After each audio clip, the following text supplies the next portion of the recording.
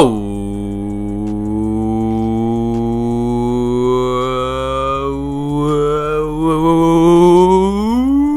bang. Prestige 5. What's up, everyone? I hope y'all have an amazing day. And today it's Friday. You know, people usually get super happy on Friday, and to me, it really doesn't matter. Like, I'm on summer, so like Fridays aren't even that big to me. Like, half the time I don't even know what day of the week it is, but today kind of is big for me because I'm getting my scuff today, so that's pretty nice. But got a pretty juicy story for y'all, a story from 8th grade, and this was actually a pretty funny one. So first, to start it out, this involved my friends Albert, Braden, and Delaney. They were all my friends back in 8th grade. Well, they're still my friends now, but back in 8th grade, what we did was, this was when I was in middle school, we would go over to the high school because we were in advanced like math and science. So we'd go over to the high school like after second period or something like that, and we'd go there for our 2 periods, and then we come back.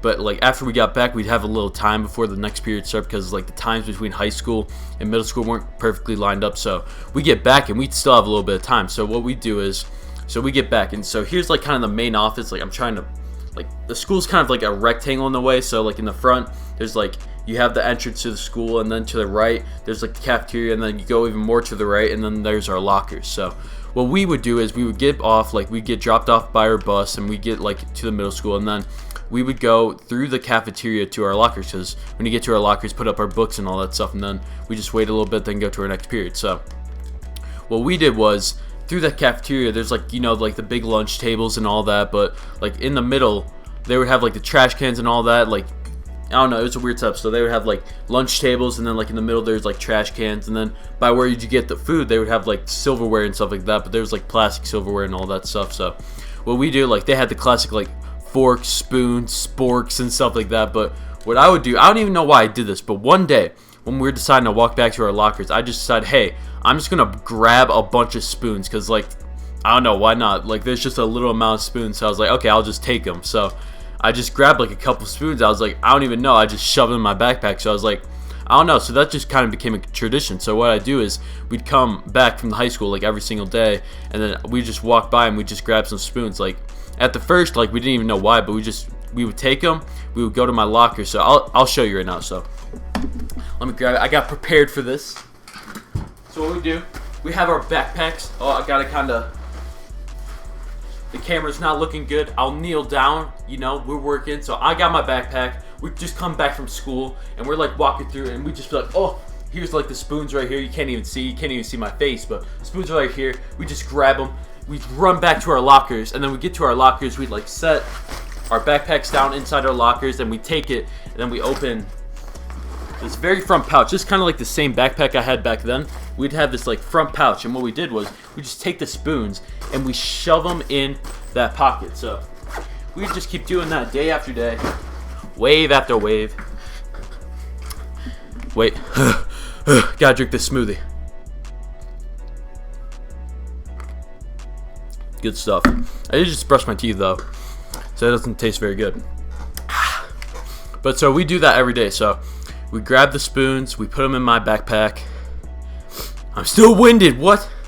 This is so bad. I'm so out of shape. Okay, so we would do that every day. We would grab the spoons, we go to our lockers, and then we go to my locker, and we would just take the spoons and we shove them in my backpack. And then eventually I started gathering up a bunch of spoons. So I came up with this idea. So we had our friend, a very close friend, still a really good friend of mine, Dylan, and he was in our grade, and we knew like his locker, like we knew his combination to his locker. I think Albert knew that, I'm not sure, but we knew his combination to his locker. So what we did was, we were like, okay, so let's do this every day. Let's get spoons every day, put them in my backpack, and we'll keep saving up. And then one day, last day of school, we'll take all the spoons and we'll put them in Dylan's locker. So that's what we do. Like every day, we go through the cafeteria, we grab like a big handful. So at first we started like 3-4 spoons, but then we started not even care. We just grabbed like a full, like, big handful. We didn't even care. So we would do that. We put them in my backpack. We're like, okay, this is gonna be sick. There's gonna be so many spoons, and they were really like, by the end of the school year, there were so many spoons. Like in my backpack was literally being weighed down. Like, cause I already had to take like books and stuff, but those spoons, like once they gathered a lot, they were like even more than the books. Like, so I would do that, and then we started getting a lot of spoons. And then the end of the year came around, and we knew my friend's locker number, Dylan. We knew his combination to get into his locker, so that's what we did. Last day of school, what I did was in Albert, well, no one was like in the hallways or anything. We took all the spoons. I'm like talking, so like the lockers were pretty big. Like they're kind of like rectangular shaped lockers, like the typical ones. So what we did was, and they weren't even like, they were kind of like half lockers. They weren't like the full lockers. It was kind of weird, but what we did was we took all of them and we shoved them all in his locker. And I swear it filled up nearly half his locker. Like those lockers are pretty freaking tall, but and like pretty freaking wide, but those things, it got filled up quick. So we really filled that whole locker up, and we were like, oh my gosh.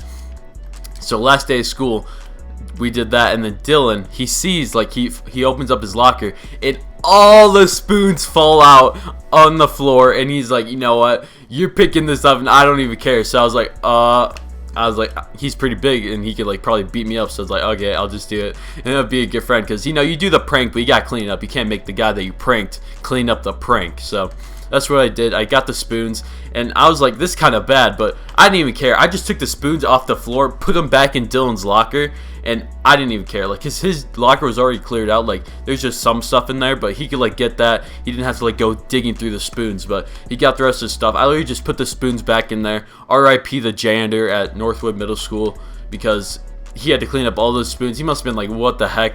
And like some days, like we would literally grab the spoons and we'd have to like kind of sneak past the lunch ladies, because they're like watching, like they're in there making the food and stuff, and we're like going by, and they'd like kind of look at us, and then when they would like go back into their little area, we would like grab them and just run. We'd like sprint through. So that was a pretty funny story. Like, I don't know, I saw a picture on Twitter. I'll probably put it up right here, but I saw it on Twitter. I was like, oh, that kind of reminds me of this one time that like it happened. So that is gonna be the end of this little story part of this episode of Fail to FaZe. Get to the clips and fails, and we'll end out this episode. Alright, so here for the first clip, I'm going up here, I'm going upstairs, and I'm in hardcore, and I hear the guy literally turn on him, and then I die. But that was a really big turn on. Then this fail, probably the worst fail of this episode. Like, this is so bad. Like, I stunned him, I knew where he was, I was going for the headshot, and like he didn't even turn fast. It was like a slow and just slow turn. He turned on me so bad. So there, got one guy, got the second guy right there. It's split, but still like splitting and shipment. There's a lot of splitting. That was like a nice 5-man right there. That was pretty nice.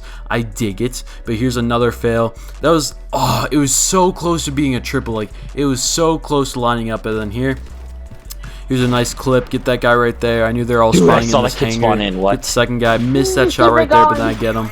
And then get that guy right there for a split quad, which is pretty nice, but still it's kind of split, so it's not the greatest. But then here, dude, a fail, 2 shots. He literally like bounced off that wall. I thought it was like Infinite Warfare for a second. He bounced off the wall. Then here, this is so nice. He got this earlier today, and let's just watch. Right off halftime. Bang. Nosk right across the map. I was super hyped about that. I've been like, I hit markered it earlier in the year, and I really wanted to hit that. So whenever we get on Bog, we go for that. But that's gonna be the end of this episode of Fail to FaZe. I will be back tomorrow. See ya.